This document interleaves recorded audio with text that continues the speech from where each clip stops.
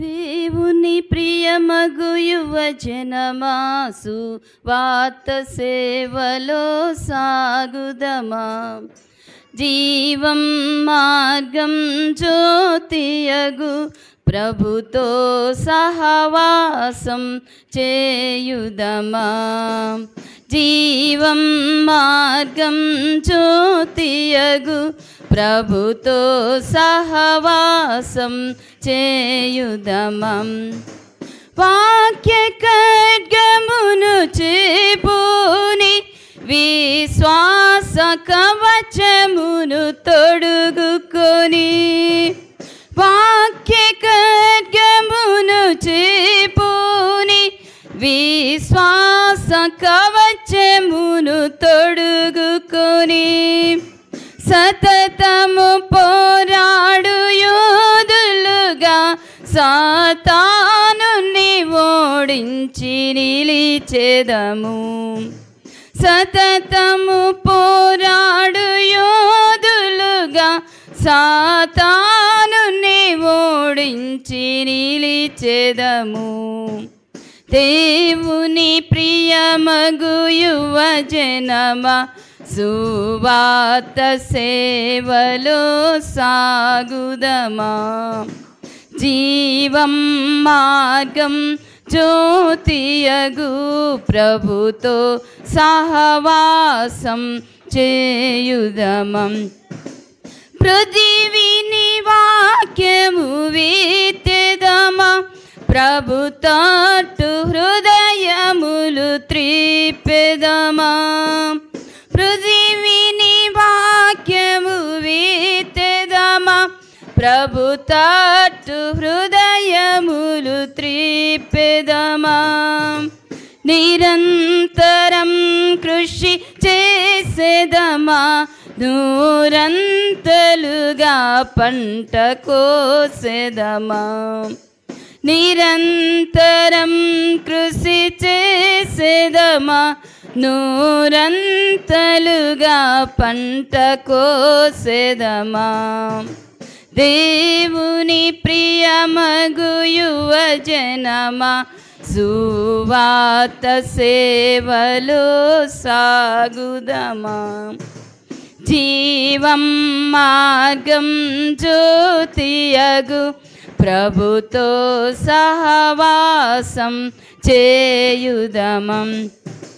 జననముతో వచ్చే పాప ఫలం, జీవించి చచ్చిన భూప్రజలం. జననముతో వచ్చే పాప ఫలం, జీవించి చచ్చిన భూప్రజలం. ఉచితముగా నిచ్చు జీవజలం, రుచి చూచి తరింతము చిరకాలం. ఉచితముగా నిచ్చు జీవజలం, రుచి చూచి తరింతము చిరకాలం. దేవుని ప్రియమగు యువజనమా, సువార్త సేవలో సాగుదమా. జీవం మార్గం జ్యోతియగు ప్రభుతో సహవాసం చేయుదమా. జీవం మార్గం జ్యోతియగు ప్రభుతో సహవాసం చేయుదమా. Thank you. ప్రభునందు ప్రియ సోదరి సోదరులారా, ప్రభువును రక్షకుడైన యేసుక్రీస్తు వారి కృపగల నామములో చేరివచ్చిన యవనస్తులందరికీ యేసుక్రీస్తు ప్రభువు వారి నామములో ప్రేమవందనాలు చెల్లిస్తున్నాం. ఈ ప్రత్యేకమైన యవనస్తుల కూడికలో మరి మమ్మను కుటుంబముగా ఆహ్వానించిన మరి దేవుని సేవకులు ఎజ్రా శ్రీధర్ గారికి, అలాగే స్థానిక సంఘములోని బాధ్యత గలవారికి, అలాగే యవన బిడ్డలకు ప్రత్యేకమైన వందనాలు చెల్లిస్తున్నాం. ప్రియులారా, మరి దైవ గ్రంథమైన బైబిల్లో నుండి ఒక లేఖన భాగాన్ని చదువుకొని అందులో నుండి కొన్ని ఆత్మీయమైన తలంపులను మనం ఆలోచన చేద్దాం. పాత నిబంధనలో యెహోషువ గ్రంథం 7వ అధ్యాయం మొదటి 5 వచనాలను మనం ముందుగా చదువుకుందాం. ఆ తరువాత అక్కడక్కడ కొన్ని వచనాలను చదువుకొని ధ్యానం చేద్దాం. యెహోషువ గ్రంథం 7వ అధ్యాయం మొదటి 5 వచనాలు. శపితమైన దాని విషయములో ఇశ్రాయేలీలు తిరుగుబాటు చేసిరి. ఎట్లనగా యూదా గోత్రములో జెరహు ముని మనవడును జబ్ది మనుమడును కర్మీ కుమారుడునైన ఆకాను శపితము చేయబడిన దానిలో కొంత తీసుకొనను గనుక యెహోవా ఇశ్రాయేలీయుల మీద కోపించెను. యెహోషువ, మీరు వెళ్ళి దేశమును వేగు చూడని చెప్పి బేతేలు తూర్పు దిక్కున బెతవేను దగ్గరనున్న హాయి అను పురమునకు ఎరికో నుండి వేగుల వారిని పంపగా వారు వెళ్ళి హాయి పురమును వేగు చూచి యెహోషువ యొద్దకు తిరిగి వచ్చి జనులందరినీ వెళ్ళనీయకుము, 2-3 వేల మంది వెళ్ళి హాయిని పట్టుకొనవచ్చును. జనులందరూ ప్రయాసపడి అక్కడికి వెళ్ళనేలా హాయివారు కొద్దిగా ఉన్నారు గదా అనిరి. కాబట్టి జనులలో ఇంచుమించు 3,000 మంది అక్కడికి వెళ్ళిరి. కానీ వారు హాయి వారి ఎదుట నిలువలేక పారిపోయిరి. అప్పుడు హాయి వారు వారిలో 36 మనుష్యులను హతము చేసిరి. మరియు తమ గవిని యుద్ధ నుండి షెబారీము వరకు వారిని తరిమి మొరాదులో వారిని హతము చేసిరి. కాబట్టి జనుల గుండెలు కరిగి నీరైపోయెను. చిన్న ప్రార్థన చేద్దాం.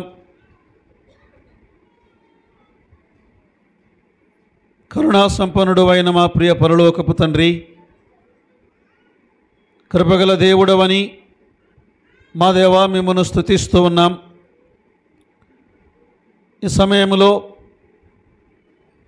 యేసుక్రీస్తు ప్రార్థనా మందిరములో యవనస్తుల కూడికను ప్రభువా మీరు ప్రారంభించి అనేక సంవత్సరాలుగా కొనసాగిస్తూ ఉండగా ఈ ప్రత్యేకమైన వార్షిక కూడికను బట్టి స్తుతి కూడికను బట్టి మా దేవా మిమ్మల్ని స్తుతిస్తున్నాం. ప్రభువా, మీ లేఖనమును చదువుకొని ఉన్నాం. మీరే మాతో మాట్లాడమని మీ సన్నిధిలో ప్రార్థిస్తున్నాం. మా దేవా, మమ్మను దాటి వెళ్ళకండి. మీ సన్నిధి అనుభవించులాగున మీరే కృప చూపించండి. యవనస్తులకు వారికి మాత్రమే కాదు దేవా, మా అందరి జీవితాలకు కావలసిన మాటలను మీరే దయచేయుదురని, మమ్మనందరినీ ప్రభువా దర్శించుదురని మా ప్రభువును రక్షకుడైన క్రీస్తు యేసు నామమున స్తుతించి ప్రార్థించి వేడుకుంటున్నాము తండ్రి. ఆమేన్. ప్రభునందు ప్రియ సోదరి సోదరులారా, యెహోషువ గ్రంథములో మనము 7వ అధ్యాయములో కొన్ని వచనాలు మనం చదువుకున్నాం. అసలు యెహోషువ గ్రంథము అనగానే దీనికి ఒక పేరుంది, జయాల గ్రంథము అంటారు.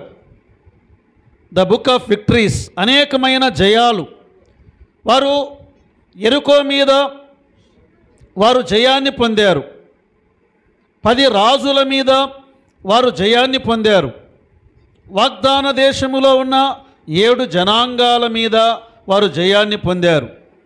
కానీ అదే సమయంలో ఒక అపజయాన్ని మనము గమనిస్తున్నాం. ఈ యొక్క సమయంలో యవనస్తుల కూడికలో అపజయములో ఉన్న యవ్వన యోధుడు అని ఒక అంశముగా మనం ఆలోచన చేద్దాం. అపజయములో ఉన్న యవ్వన యోధుడు, the failure of the young warrior.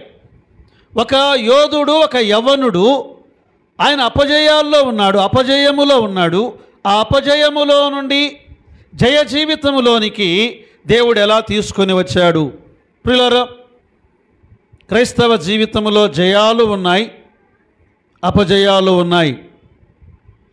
Bible గ్రంథములో భక్తురాండ్రను మనం గమనించినప్పుడు, వారిని మనము చదివినప్పుడు, ధ్యానించినప్పుడు వారు మనకంటే అతీతమైన వారు అనుకుంటాం, కానీ వారు మన వంటి వారే అని దేవుడు తేటగా వ్రాయించాడు. వారిలో బలాలు ఉన్నాయి, వారిలో బలహీనతలు ఉన్నాయి, వారిలో ప్రార్థన వీరులుగా గొప్ప కార్యాలున్నాయి, వారిలో ప్రార్థన లేమి ఉన్నది, వారిలో విశ్వాసపు శిఖరాలున్నాయి. అదే సమయంలో విశ్వాసము నుండి దిగజారి వారు లోయలోనికి వెళ్ళిపోయిన అనుభవాలు ఉన్నాయి. వారు బాగా మండిన సమయాలున్నాయి, వారు చల్లబడిన సమయాలున్నాయి. వారు మన వంటి వారే. యాకోబు రాసిన పత్రికలో క్రొత్త నిబంధనలు 5వ అధ్యాయం 17-18 వచనాల్లో ఏలియా మన వంటి స్వభావము గల మనుష్యుడే అని ఆ ఒక్క మాట మనం గమనించాలి. మన వంటి భావోద్రేకాలున్నాయి, మన వంటి జీవితమే. ఆయన దేవుని మీద అలిగినవాడి, అదే సమయంలో దేవుని కొరకు రోషము గలవాడి. ప్రియులారా, జయాపజయాలుండగా దేవుడు మనలను ఆయన విజయములోనికి నడిపించేవాడు. కృత నిబంధనలో అపోస్తుల కార్యములో పౌలు కూడా ఆయన ఇలా అంటాడు. అపోస్తుల కార్యం క్విజ్ రాశారు కదా, 14వ అధ్యాయం 15వ వచనంలో, అయ్యలారా మీరెందుకు ఇలా చేయుచున్నారు? చూశారా, మేము కూడా మీ స్వభావము వంటి స్వభావము గల నరులమే కదా. మన వంటి అనుభవాలు గలవారు. ఆకలి వారికి ఉంది, దప్పిక వారికి ఉంది, కన్నీరు వారికి ఉంది, ఆవేదన వారికి ఉంది, ఆనందం వారికి ఉంది, ఆత్మ సంబంధమైన అనుభవాలు వారికి ఉన్నాయి, వెలుగు అనుభవాలు వారికి ఉన్నాయి, చీకటి అనుభవాలు వారికి ఉన్నాయి. అందుకే వారి జీవితాలు మనం ధ్యానిస్తూ ఉండగా ప్రియులారా, అందులో మనకు పాఠాలు ఉన్నాయి. యెహోషువ మంచి యవ్వన కాలములో దేవుని కొరకు ఆయన గొప్ప కార్యములు చేసినవాడు. యవ్వన కాలములో ఆయన యుద్ధవీరుడుగా ఉన్నవాడు. యవ్వన కాలములో పోరాడే ఒక యోధుడుగా ఆయన మనము గమనిస్తున్నాం. ప్రియులారా, బైబిల్ గ్రంథములో మీరు క్యారెక్టర్ స్టడీస్ అంటే యవ్వనస్తులు బైబిల్ చదివేటప్పుడు వ్యక్తుల జీవితాలు మీరు చదవండి. దేవుడు ఒక్కొక్కరిని ఆయన ఒక్కొక్క విధంగా చూపిస్తాడు. మోషేను ఎలా చూపించాడు? మోషే ప్రారంభం, ద బిగినింగ్ ఆఫ్ మోజెస్, ఒక శిశువుగా ఉండగా మోషేను చూపించాడు. దావీదును ఎలా చూపించాడు? గొర్రెల కాపరిగా ఉండగా దావీదును చూపించాడు. యెహోషువను ఎలా చూపించాడు? యుద్ధవీరుడుగా, అసలు ఖడ్గదారుడుగా ప్రారంభం.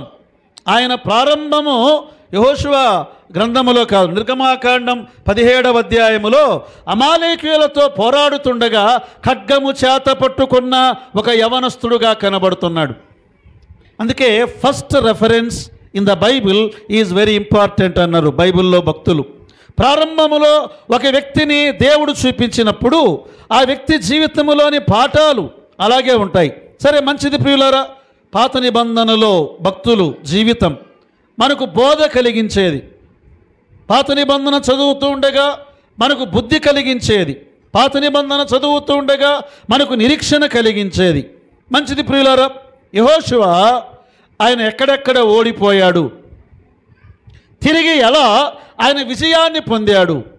ద రెస్టోరేషన్ మినిస్ట్రీ, దేవుడు తిరిగి ఆయన పునరుద్ధరించేవాడు, ఆయన తిరిగి ఆయన విజయాన్ని ఇచ్చేవాడు.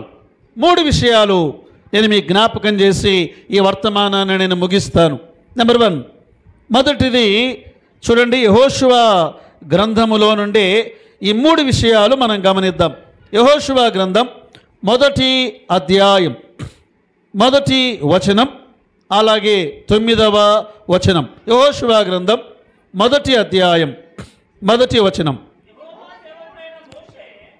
యెహోవా సేవకుడైన మోషే మృతి నొందిన తరువాత యెహోవా నూను కుమారుడును మోషే పరిచారకుడునైన యెహోషువకు ఈలాగు సెలవిచ్చెను, నా సేవకుడైన మోషే మృతి నొందెను. ఇప్పుడు 9వ వచనం. నేను నీకు ఆజ్ఞ ఇచ్చి ఉన్నాను కదా, నిబ్బరము కలిగి ధైర్యముగా ఉండుము, దిగులు పడకము, జడియకము, నీవు నడుచు మార్గమంతటిలో నీ దేవుడైన యెహోవా నీకు తోడయ్యుండును. పిల్లరా, ఈ మొదటి మాటను మనం ఇలా చదువుకుందాం, లేదా ఇలా ఒక పేరు పెట్టుకుందాం. ఏంటంటే, ఇతరులపైన ఆధారపడిన యవ్వనుడు లేదా యవ్వనురాలు. బోత్. చాలాసార్లు యవ్వనస్తుల జీవితాలు ఎలా ఉంటాయంటే, వారు స్వతహాగా నిలబడాలి, వారు స్వతహాగా ఏదైనా కార్యము చేయాలి అనేదానికి బదులుగా వారి జీవితంలో మమ్మల్ని ఎవరో నడిపించాలి, మాకెవరో తోడుగా ఉండాలి. చాలాసార్లు ప్రియులారా, అలా ఇతరులపైన ఆధారపడినప్పుడు ఒకవేళ దేవుడు ఆ ఇతరులను నీ యొద్ద నుండి తీసివేస్తే చాలామంది జీవితాలు ఎలా ఉంటాయండి? నిరుత్సాహం, డిసప్పాయింట్మెంట్. అయ్యో, నేను ఇది ఆధారం అనుకున్నానే, ఈ వ్యక్తి ఆధారం అనుకున్నానే, నా విద్య ఆధారం అనుకున్నానే, నా జ్ఞానం ఆధారం అనుకున్నానే కదా. యెహోషువ తన ముందున్న సేవకుడైన మోషే పైన ఆధారపడ్డాడు. మోషే మృతి నొందిన తరువాత కదా చాలా నిరుత్సాహములోనికి ఆయన వెళ్ళిపోయాడు. చాలాసార్లు ఓటమికి కారణం ఏమిటి అంటే నిరుత్సాహం. మనము అంతా అయిపోయింది అనుకుంటాం, లేదా ఎవరిపైనో మనం ఆధారపడాలి, ఏ నాయకునిపైన ఆధారపడాలి, లేదా కుటుంబములోని తండ్రి పైన ఆధారపడాలి అని చాలాసార్లు మనము ఆధారపడుతూ ఉంటాం. ఈనాడు అందుకే మన భారతదేశంలో ఉన్న విద్యా వ్యవస్థ ఎలా ఉంది అంటే, ఏం చదివారు అంటే డిగ్రీ అంటారు, తర్వాత పీజీ, తర్వాత ఏం చేస్తున్నావు బ్రదర్ అంటే, అమ్మా యవనస్తురాళ్ళు ఏం చేస్తున్నావు, అయ్యా ఏం చేస్తున్నావు అంటే ఖాళీగా ఉన్నాను అంటున్నారు. అదే మన విద్యా వ్యవస్థలో ఉన్న లోపం అది. జర్మన్ ఎడ్యుకేషన్ లేదా ఇజ్రాయెల్ ఎడ్యుకేషన్ సిస్టమ్, వారు ఒక చదువు చదవగానే వారి చేతిలో ఒక వృత్తి ఉంటుంది, దాన్ని ప్రయత్నం చేస్తున్నారు, కానీ ఇండియాలో అది సాధ్యం కావడం లేదు, దాన్ని మార్చలేరు కదా. వారి జీవితాలు ఎలా ఉన్నాయి? చాలామంది యవనస్తులు, అసలు భారతదేశంలో ఉన్న యవనస్తులు లేదా ఈనాడు సంఘాల్లో ఉన్న యవనస్తులు ఎవరిపైనో ఆధారపడి వారు జీవించాలి అనుకుంటారు. ప్రియులారా, స్వతహాగా మనము మనుష్యులపైన, వస్తువులపైన, సంపద పైన, లేదా మన సామర్థ్యము పైన, మన జనము పైన, మన బలగం పైన మనం ఆధారపడితే ప్రభు నమ్మిన యవనస్తుల జీవితాల్లో కొన్నిసార్లు దేవుడు వాటిని తీసివేస్తాడు. అప్పుడు నిరుత్సాహం, అంతా అయిపోయింది అనుకుంటాం, కానీ దేవుడు ఆ నిరుత్సాహములో నుండి తన వైపుకు నడిపించేవాడు. ఆయన మనుష్యుల వైపు నుండి తన వైపుకు నడిపించేవాడు, మన సామర్థ్యము వైపు నుండి తన వైపునకు నడిపించేవాడు, మన జ్ఞానము వైపు నుండి తన వైపుకు నడిపించేవాడు, మన కృపావరాల వైపు నుండి తన వైపుకు నడిపించేవాడు.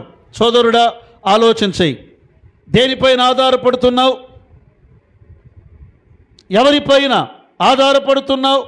అందుకే దేవుడు అన్నాడు, యెహోషువ గ్రంథం 1వ అధ్యాయం 2వ వచనములో ఒక అద్భుతమైన మాట మనం చూడగలం.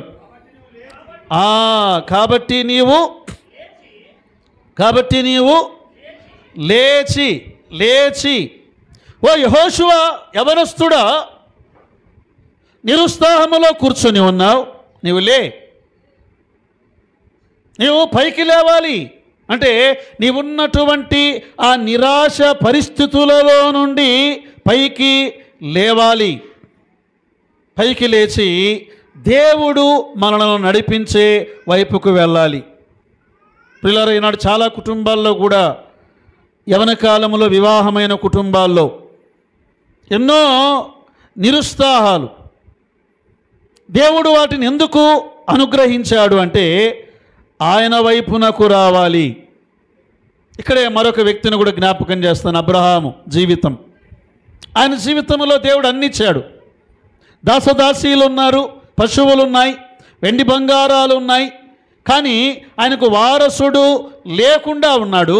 అలాంటి సమయంలో దేవుడు మాట్లాడాడు. అబ్రామా కదా, 14వ అధ్యాయములో దేవుడు విజయాన్ని ఇచ్చాడు. 15వ అధ్యాయములో అబ్రాము దేవునితో అడిగాడు, దేవా నువ్వు నాకేమిస్తే ఏమి? అప్పుడు దేవుడు అబ్రామును వెలుపలికి తీసుకొని వచ్చి ఆకాశపు నక్షత్రాలను చూపించాడు. ప్రియులారా, యెహోషువను ఆయన వెలుపలికి తీసుకొని వచ్చి నేనున్నాను అన్నాడు. ఆయన అబ్రహామును ఆ గుడారములో నుండి వెలుపలికి తీసుకుని వచ్చి, అబ్రామా నేనున్నాను. ఏలియా కూడా ఒకానొక సందర్భములో పరాక్రమము గల ప్రవక్త, రోషము గల ప్రవక్త, ప్రార్థనాపరుడైన ప్రవక్త, ఆయన బయలు ప్రవక్తలను హతము చేసినటువంటి ప్రవక్త, యెజబేలుకు భయపడి పారిపోతున్నప్పుడు ఆ బదిరీ వృక్షం కింద కూర్చొని మరణాపేక్ష గలవాడై ఉన్నాడు. అప్పుడు ఒక దేవదూతను దేవుడు పంపి, ఏలియా నీవు లేచి అనే మాట అక్కడ ఉంటుంది. రాజుల మొదటి గ్రంథం 19వ అధ్యాయములో నీవు లేచి భోజనము చేయుము. కారణం ఏంటంటే ప్రియులారా, మనము దేవుని పైన మనం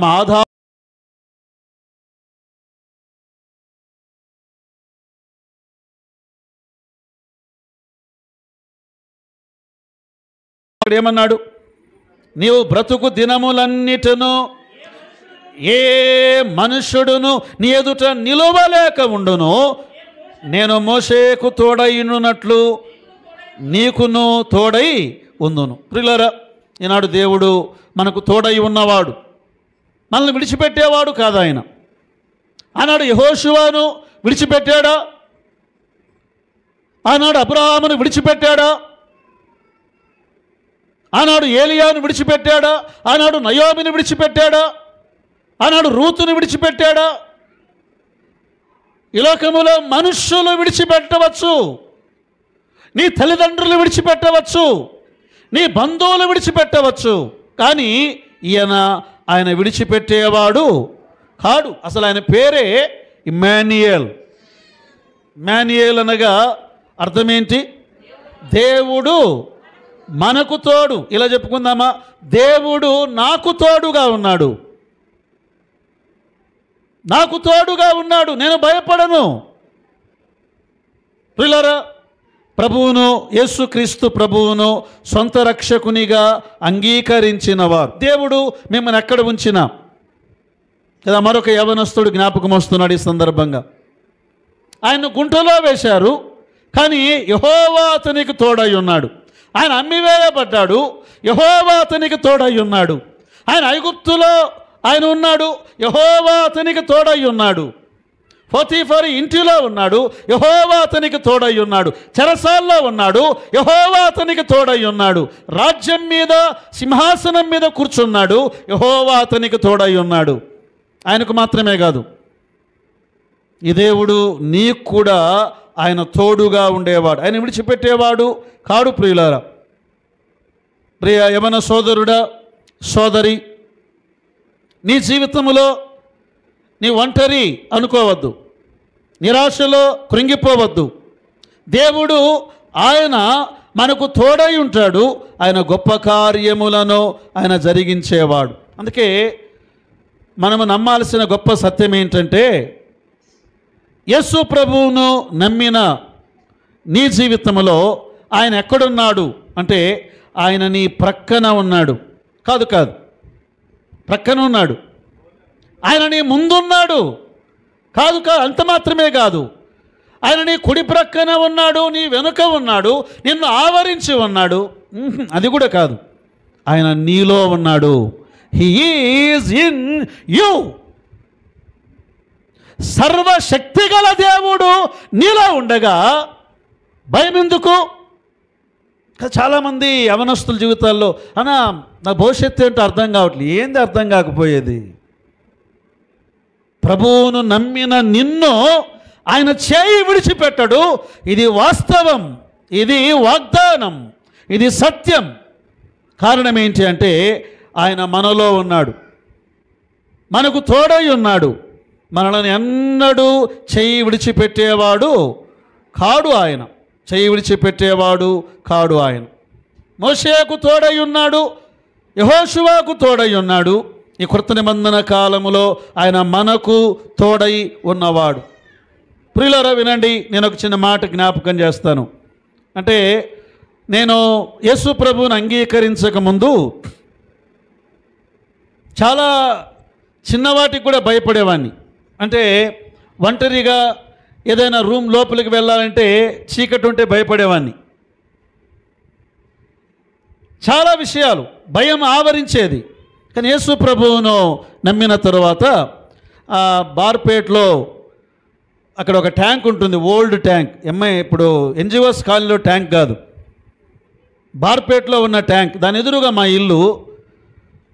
రాత్రి ఆ ట్యాంకు పైకి వెళ్ళి ఒంటరిగా ప్రార్థన చేసేవాడిని. చాలామంది అనేవాళ్ళు అక్కడ అవి ఉన్నాయి ఇవి ఉన్నాయని. కానీ ఒంటరిగా వెళ్ళి ప్రార్థనలో కూర్చునేవాడిని. గాలులు వీచేవి, శబ్దాలు వినబడేవి, కానీ ఒక నమ్మకం ఏంటంటే నాతో కూడా దేవుడు ఉన్నాడు, నాతో కూడా దేవుడు ఉన్నాడు.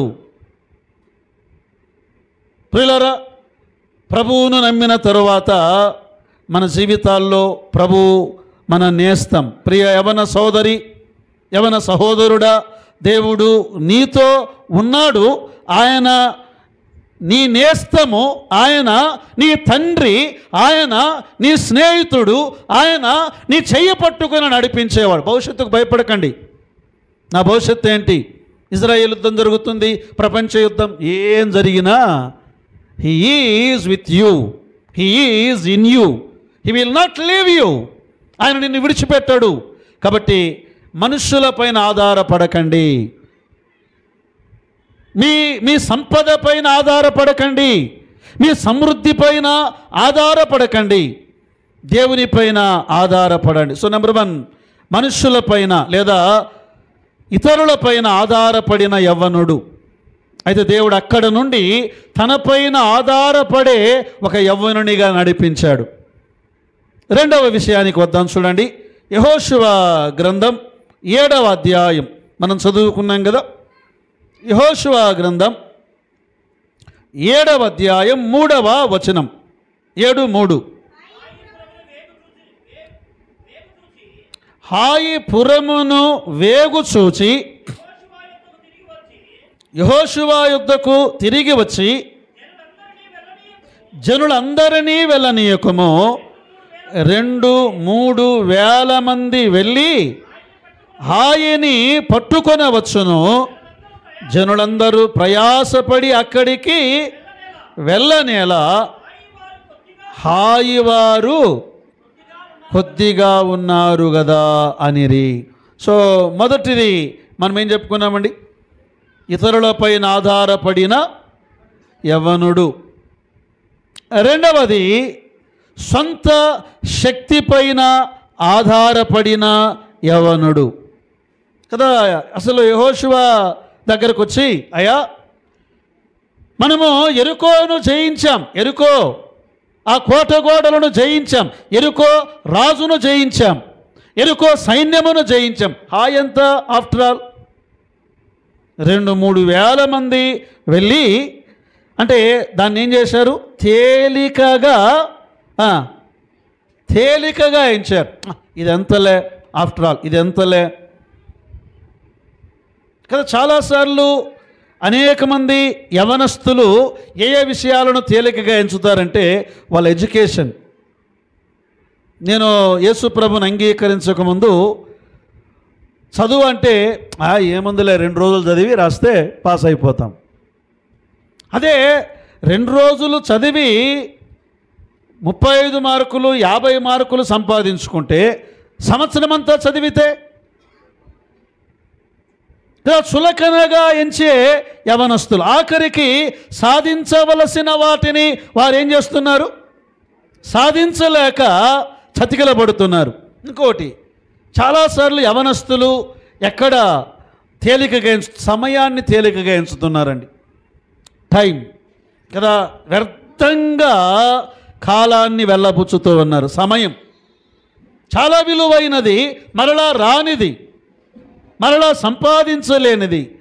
సమయం పోగొట్టుకున్న తరువాత మనం దాన్ని తిరిగి సంపాదించుకోలేం. మరొకటి ఉందండి, తేలికగా యవనస్తులు ఎంచే మరొకటి ఏంటంటే పాపమును తేలికగా ఎంచే యవనస్తులు. ఆఖరికి పతనం, ఆ తరువాత గాయాలు, ఆ తరువాత నష్టాలు, ఆ తరువాత ఇబ్బందులు, ఆ తరువాత ఆ గాయాల మచ్చలలాగే మిగిలిపోతూ ఉన్నాయి. ప్రియవన సోదరుడా, ఆలోచన చెయ్యి, నువ్వు దేన్ని తేలికగా ఎంచుతూ ఉన్నావు? అందుకే మహాజ్ఞాని సొలొమోన్ సామెతల గ్రంథం 19వ అధ్యాయం 2వ వచనములో, ఒకడు తెలివి లేకుండుట మంచిది కాదు, తొందరపడి నడుచువాడు తేలిగ్గా ఎంచువాడు కదా. సొంత శక్తితో దేనిని మనము చేయలేం. ఒకటి గుర్తుపెట్టుకోండి, ప్రభువు నమ్మిన మనం, యవన సోదరుడా, నీవేదైనా సాధించాలి అనుకుంటే విను, నీకు దేవుడు జ్ఞానం ఇచ్చాడు అమ్మా, నీకు తెలివినిచ్చాడు, నీకు చదువునిచ్చాడు, నీకు సామర్థ్యం ఇచ్చాడు. వాటి ద్వారా ఇటు వినాలి అమ్మా, అయ్యా, వాటి ద్వారా నీవు ఏమీ సాధించలేవు. ఇంపాసిబుల్. నువ్వు అనుకోవచ్చేమో, నేను కొడతాను. ఏంది కొట్టేది? నీ చేత కాదు. దేవుని పైన, దేవుని శక్తి పైన నీవు ఆధారపడకుండా నీ సొంత శక్తి పైన ఏ ఉన్నతమైన శిఖరాలకు చేరలేవు. ఏదో జీవిస్తావు, చౌచౌ జీవితం, అంతేగాని ఉన్నత శిఖరాల వరకు నీవు వెళ్ళాలి అంటే తప్పకుండా దేవుని శక్తి పైన ఆధారపడాలి. కొన్నిసార్లు దేవుడు మనల్ని ఖాళీ చేస్తాడు. అబ్రాహాము జీవితాన్ని మనం గమనిస్తే సంతానం కావాలి అబ్రాహాముకు, కానీ దేవుడే శారా గర్భమును మూశాడు. వారి సొంత శక్తి ద్వారా సంతానము పొందాలి అని ప్రయత్నం చేశారు, కానీ ఎలాంటి సంతానం పొందారు?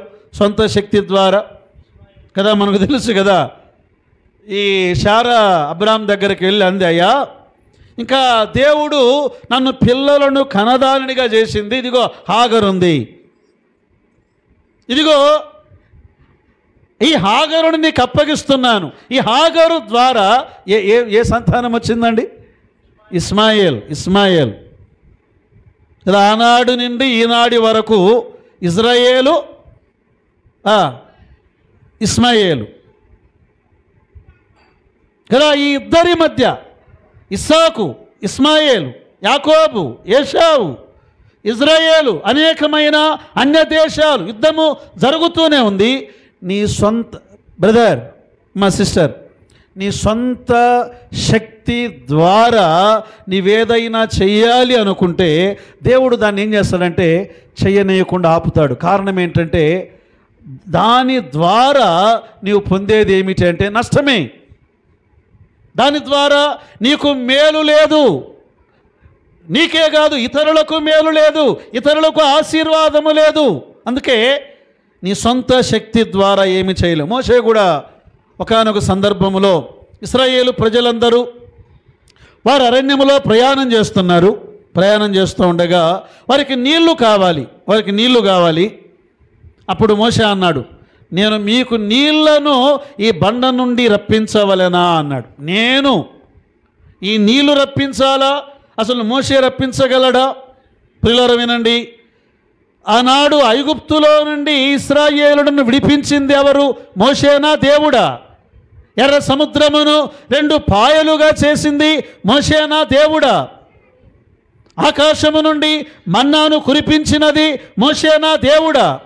బండలో నుండి వారికి నీళ్ళిచ్చినది మోషేనా దేవుడా?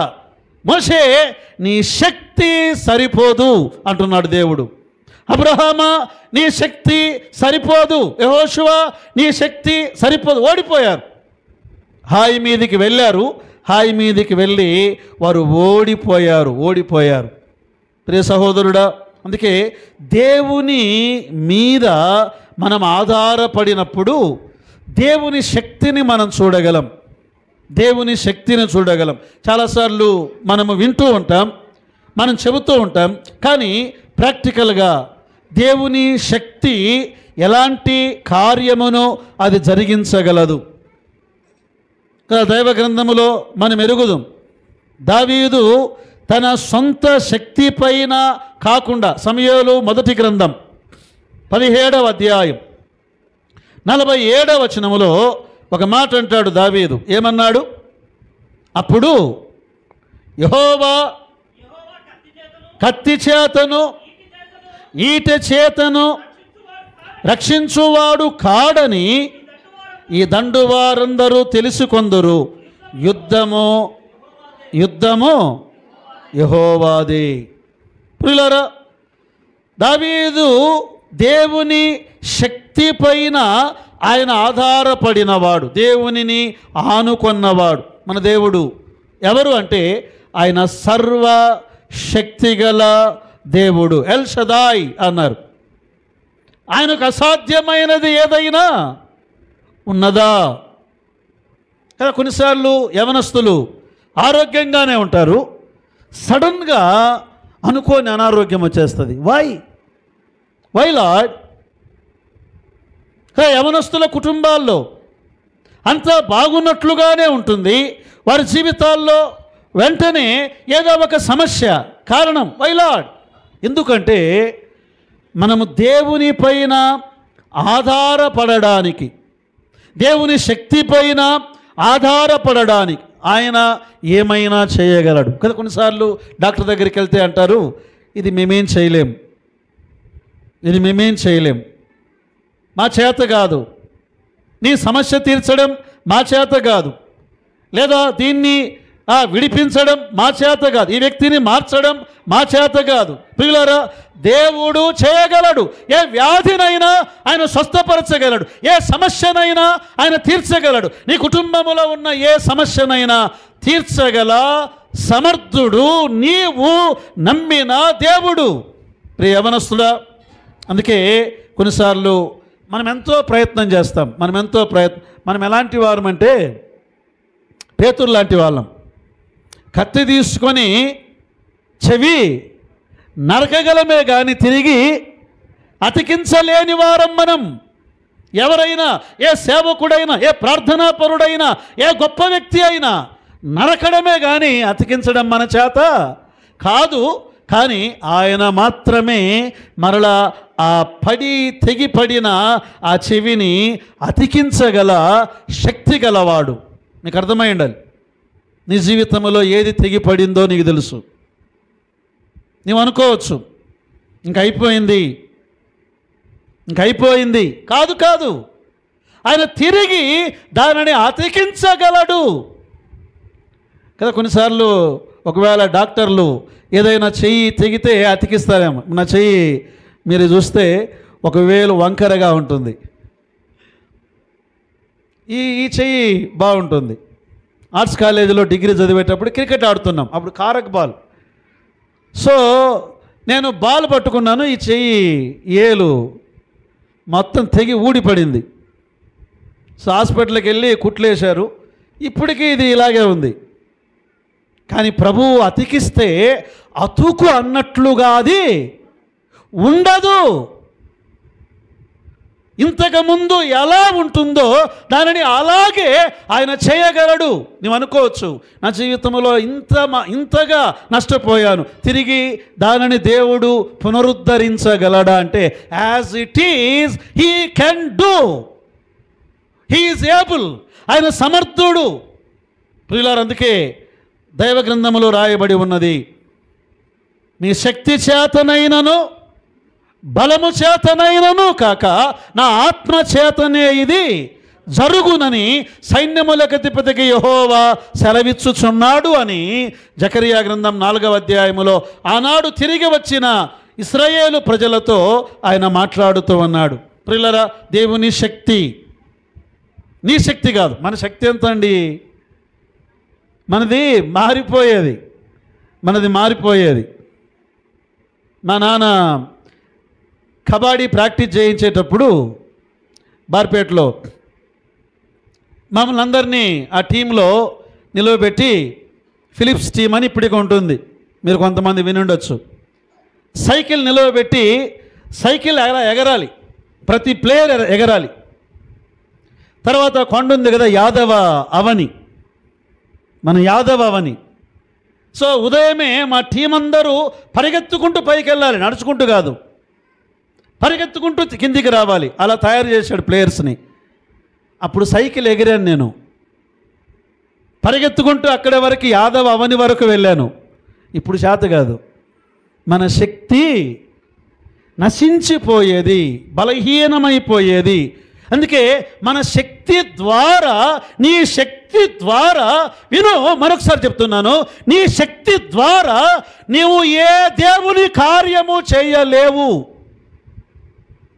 దేవుని శక్తి ద్వారా మాత్రమే.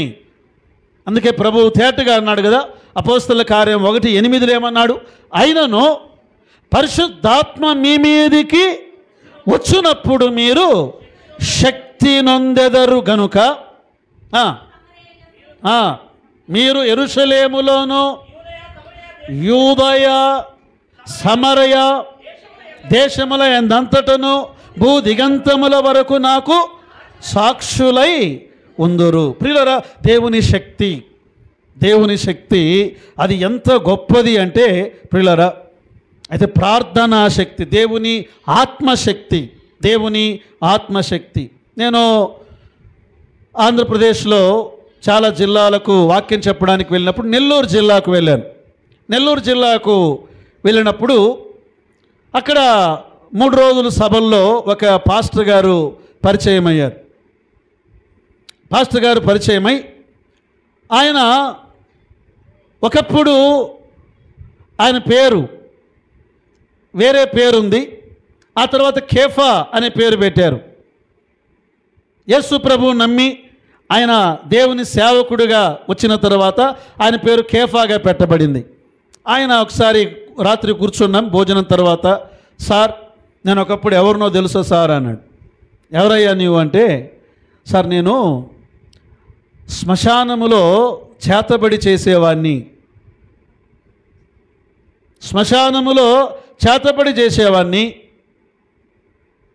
ఒక అమ్మాయి మీద చేతబడి చేయాలి అని నాకు కొంత డబ్బులు ఇచ్చారు.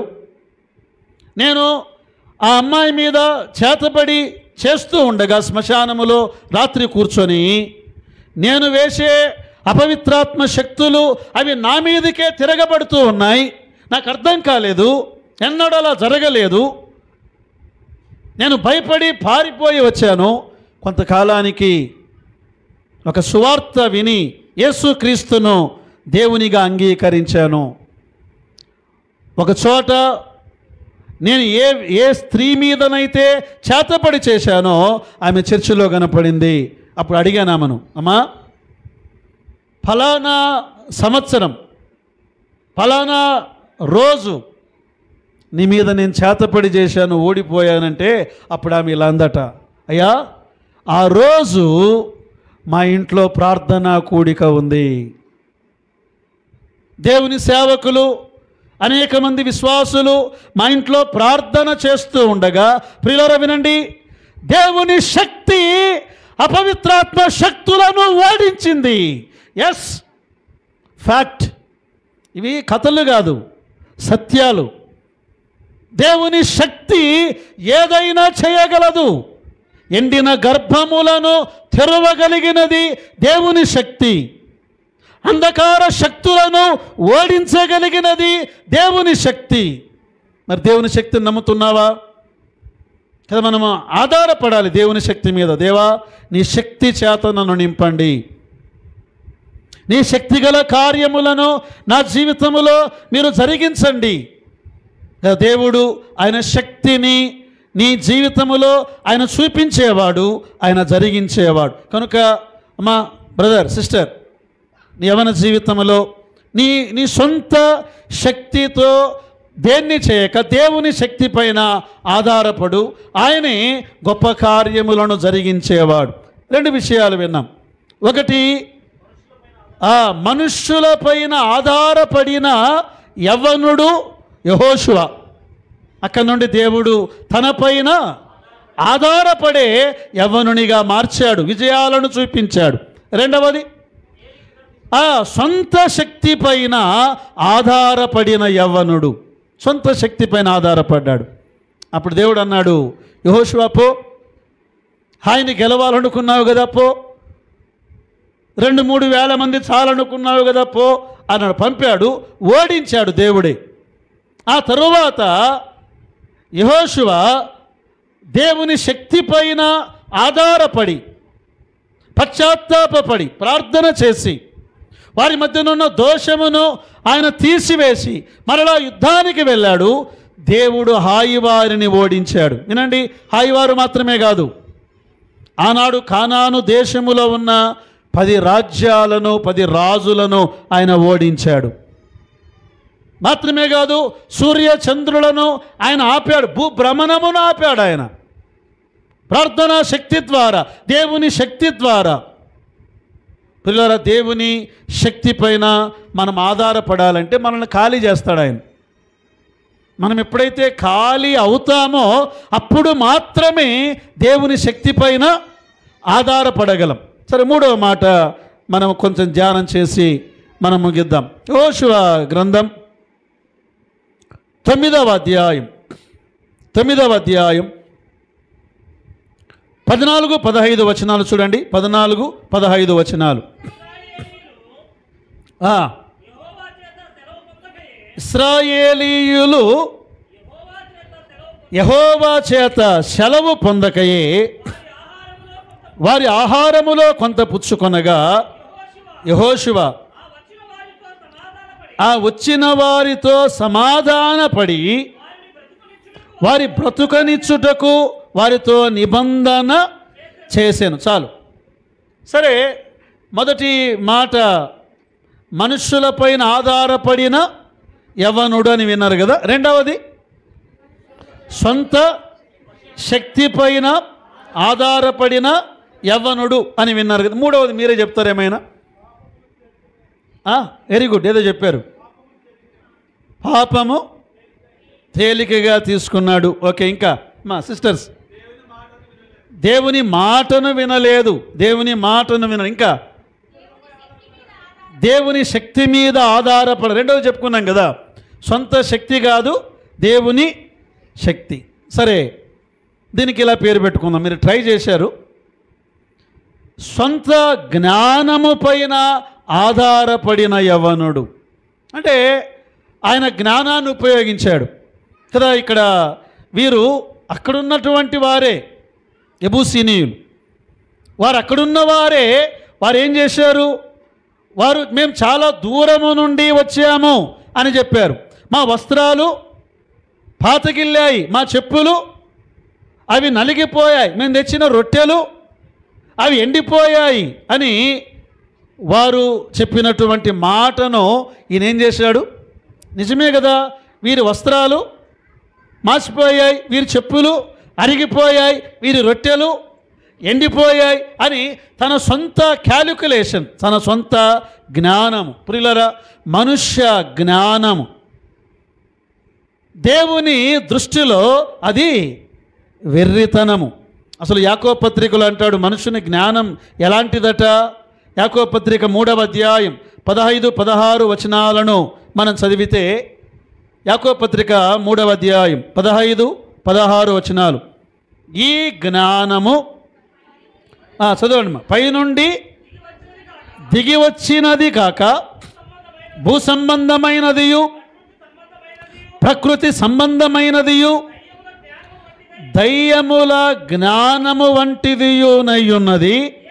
ఏలైనగా మస్తరమును వివాదమును ఎక్కడ ఉండునో అక్కడ అల్లరియు ప్రతి నీచ కార్యమును ఉండును కదా. ఈ లోక జ్ఞానం కదా, ఎక్కడ చూసినా ఒక దేశం మీద మరొక దేశం అసూయ పడుతున్నాయి. వివాదం మాత్రమే కాదు, అల్లరి. ఈ లోకములో అనేకమైన అసహ్యమైన కార్యాలు. కారణం ఏంటంటే ఇది మనుష్య జ్ఞానం.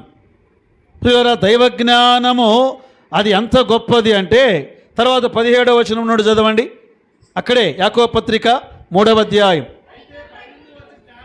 అయితే పైనుండి వచ్చు జ్ఞానము మొట్టమొదట పవిత్రమైనది, తరువాత సమాధానకరమైనది, మృదువైనది, సులభముగా లోబడునది, కనికరముతోనూ మంచి ఫలములతోనూ నిండినది, పక్షపాతమైనను వేషధారణ అయినను లేనిదే అయి ఉన్న. చూసారా ఎంత అద్భుతమైన మాటలు ఉన్నాయో.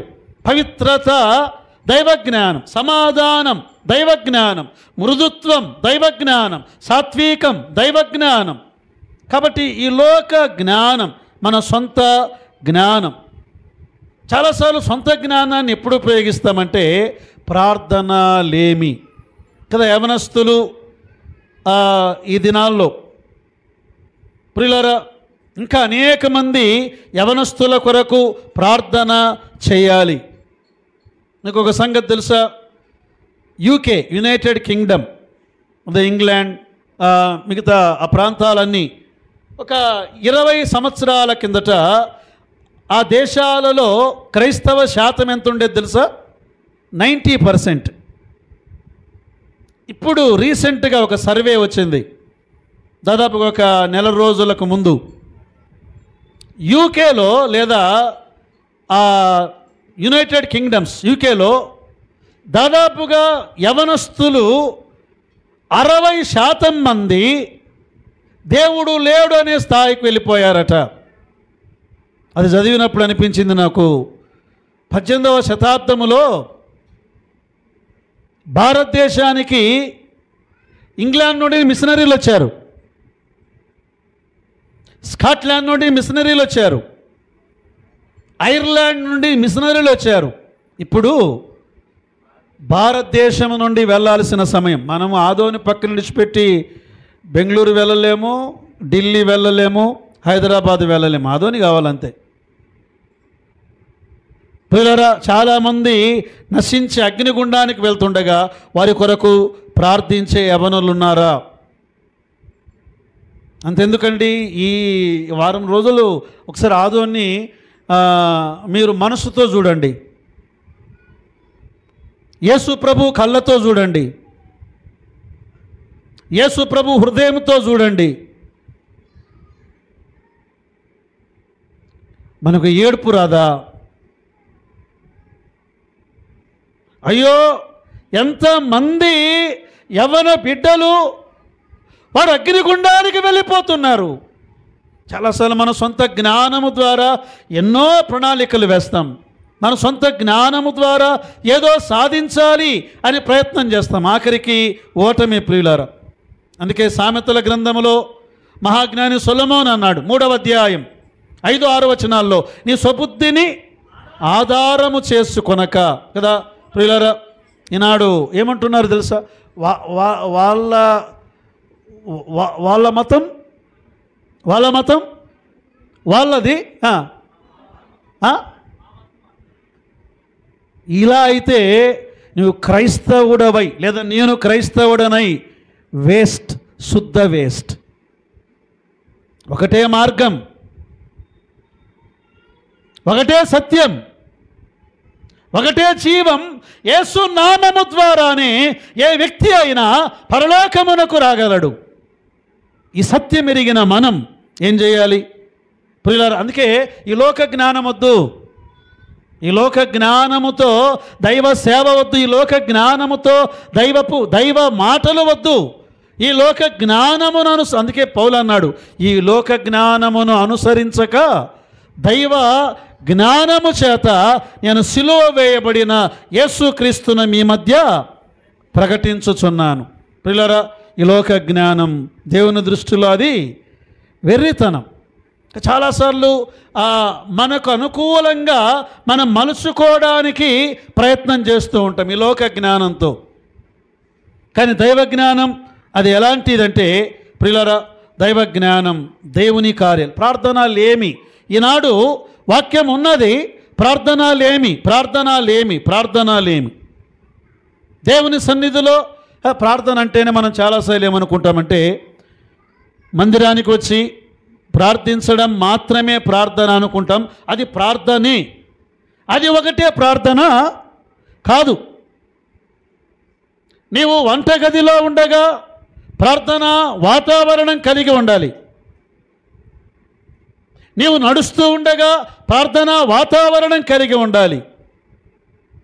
జార్జ్ ముల్లర్ ఆయన జీవితంలో ఆయన ప్రార్థనలకు పొందినన్నిసార్లు జవాబులు వేరే ఎవరూ పొందలేరు. ఆయన అంటాడు, నేను మోకరించి ప్రార్థించిన సమయాలు తక్కువ, మోకరించి ప్రార్థించాను, కానీ నా అనాథ శరణాలయములో నేను నడుస్తూ కొన్ని గంటలు ప్రార్థన చేశానంటాడు ఆయన. అంటే ప్రార్థనా వాతావరణం. ఇక్కడ యెహోషువ ఆయన అలా నిర్ణయం తీసుకోవడానికి కారణం ఏంటంటే దేవుణ్ణి అడగలేదు, దేవా వీరెవరు, వీరు ఎక్కడి నుండి వచ్చారు, మీరు శత్రువుల, నేను ఈ కార్యము చేయవచ్చా? అందుకే ప్రియులారా, దైవ గ్రంథములో దావీదు అనే మాట వినగానే దావీదులో లోపాలు ఉన్నాయి, కానీ దేవుడు అన్నాడు, దావీదు నా హృదయానుసారుడు, ఆయన నా చిత్తమంతయు ఎందుకు? కారణం ఏంటంటే ప్రతి విషయంలో కొన్నిసార్లు అడగలేదు, నష్టపోయాడు. కానీ చాలాసార్లు ఆయన ప్రార్థనా వాతావరణం. చూడండి, ఒకటి రెండు వచనాలు మనం చదువుకుందాం. సమూయేలు 2వ గ్రంథం 2వ అధ్యాయం 1వ వచనం. ఇది జరిగిన తరువాత యూదా పట్టణములలోనికి నేను పోవుదునాని యెహోవా యొద్ద విచారణ చేయగా పోవచ్చునని యెహోవా అతనికి సెలవిచ్చెను. మరలా నేను వెళ్ళవలసిన స్థలమేదని దావీదు మరలా మనవి చేయగాని నేను చేర్చానంతే. మనవి చేయగా హెబ్రోనుకు పొమ్మని ఆయన సెలవిచ్చాను కదా, మాటికి.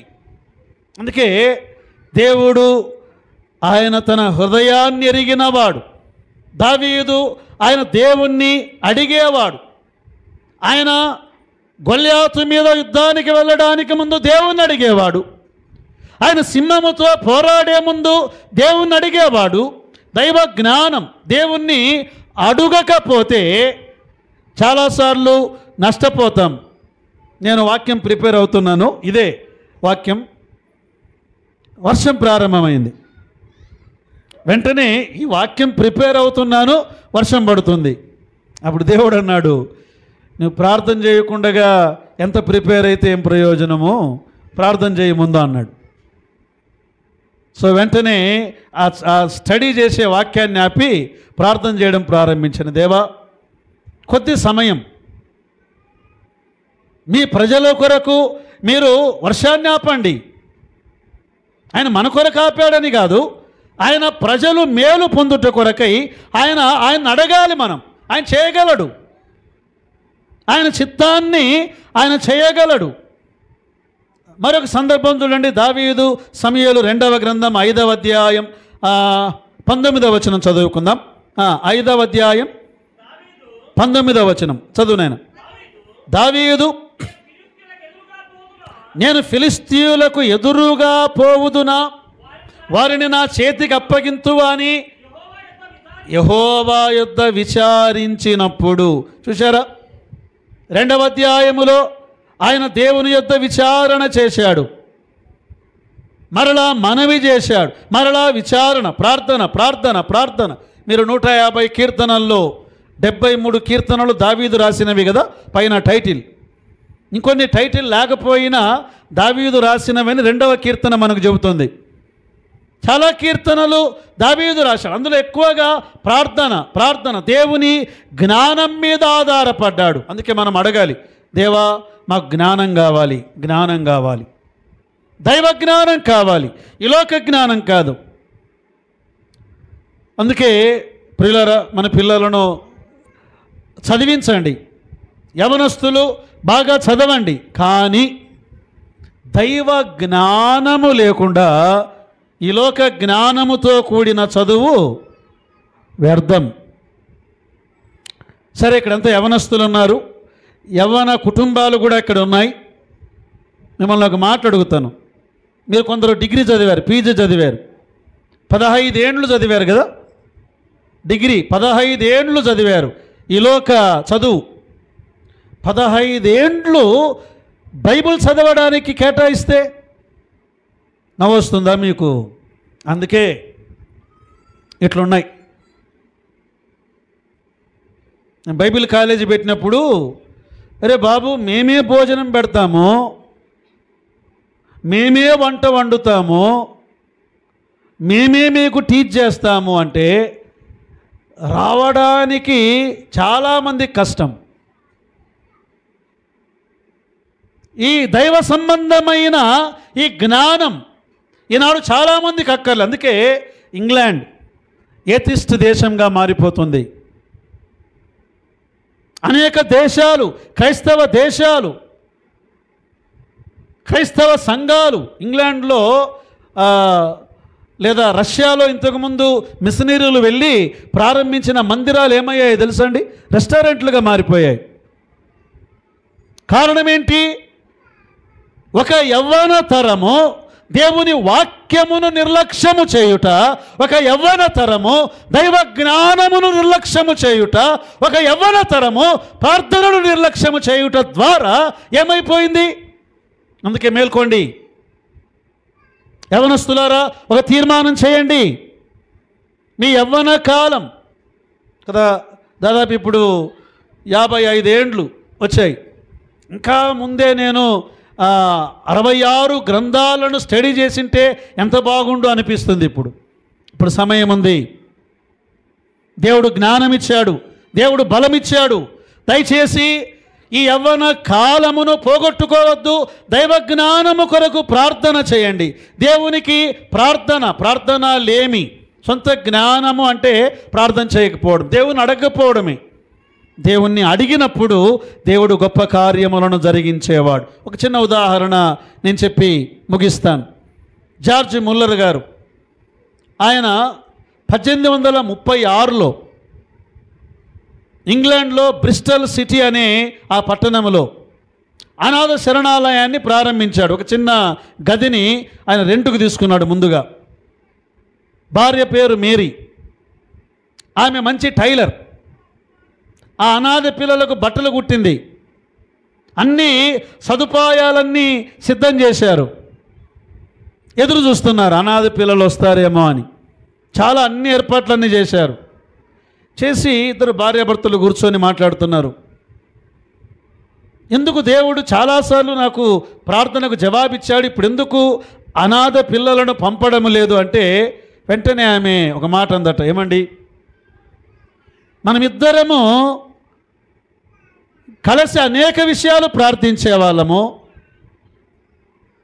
ఈ విషయం ఇంతవరకు ప్రార్థించలేదు.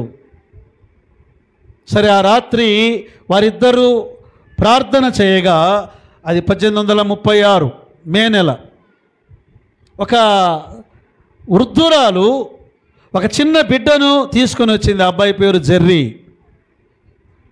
ప్రార్థించిన వెంటనే అక్కడ ప్రారంభమైన ఆ పరిచర్య కొన్ని వందల మంది అప్పటి నుండి ప్రతి విషయములో ప్రార్థన ప్రార్థన ప్రార్థన, దేవుని పైన ఆధారపడుట, దేవుని జ్ఞానం మీద ఆధారపడుట. అందుకే యాకోబు పత్రికలు అన్నాడు కదా 1:5, మీలో ఎవనికైనాను జ్ఞానము కొదవగా ఉన్న ఎడల దేవుణ్ణి అడగవలెను. ఆగండి. వివాహం కావాలి. ఎవరిని వివాహం చేసుకోవాలి? యవనస్తులు. చదవాలి. ఏ చదువు చదవాలి? ఉద్యోగానికి వెళ్ళాలి. ఏ ఉద్యోగానికి వెళ్ళాలి? ఏ ప్రాంతానికి వెళ్ళాలి? సేవకు వెళ్ళాలి. ఏ ప్రాంతానికి వెళ్ళాలి? అడగకుండా మనం చేసిన నిర్ణయాలు ఎన్నోసార్లు నష్టాన్ని తెచ్చాయి కదా. భక్తులు అడిగారు, దేవుని జ్ఞానం మీద వారు ఆధారపడ్డారు. ప్రియులారా, ఒకటి, మనుష్యుల పైన ఆధారపడక దేవుని పైన ఆధారపడండి. దేవుని పైన ఆధారపడండి. మీ సొంత శక్తి పైన ఆధారపడక దైవ శక్తి పైన ఆధారపడండి. అద్భుతమైన కార్యాలు నీ జీవితంలో ఆయన జరిగిస్తాడు. ఎండిన దానిని తిరిగి ఆయన చిగురింపజేయగల దేవుడు ఆయన కదా. కొన్నిసార్లు ఇంపాసిబుల్, ఇర్రికవరబుల్ అంటాం, but God can do. Irrecoverable things can recoverable when God involve. దేవుడు ఎప్పుడైతే ఆయన తాను జోక్యము చేసుకుంటాడో ఆయన ఇక ఏమి ఇది చేతగాదు అయిపోయింది అన్నదాన్ని తిరిగి ఆయన శక్తి ద్వారా తిరిగి పునరుద్ధరించగలడు. మాత్రమే కాదు, మన సొంత నిర్ణయాలు చేయక దేవుణ్ణి అడిగి ఆయన జ్ఞానం పైన ఆధారపడి గొప్ప కార్యాలు మన జీవితాల్లో చూడ్డానికి పరిశుద్ధాత్మ దేవుడు మనకు సహాయము చేయునుగాక. ఆమేన్. తలలో ఉంచండి, చిన్న ప్రార్థన చేద్దాం. ప్రియ సోదరి సోదరులారా, యవన కాలములో ప్రభు నిన్ను రక్షించాడు. ఇంకా ఎవరైనా రక్షింపబడని వారు ఉన్నారా? యేసుక్రీస్తు ప్రభు ఆయన రక్షణ భాగ్యమునిచ్చువాడు, పాప క్షమాపణ ఇచ్చువాడు. ఆయన నమ్మండి. నమ్మిన నీవు నీ కుటుంబ జీవితంలో, నీ వ్యక్తిగత జీవితంలో, నీ ఉద్యోగ జీవితంలో, నీ జీవితంలో దేవుని పైన ఆధారపడు. ఆయన నీతో ఉన్నాడు, నీలో ఉన్నాడు.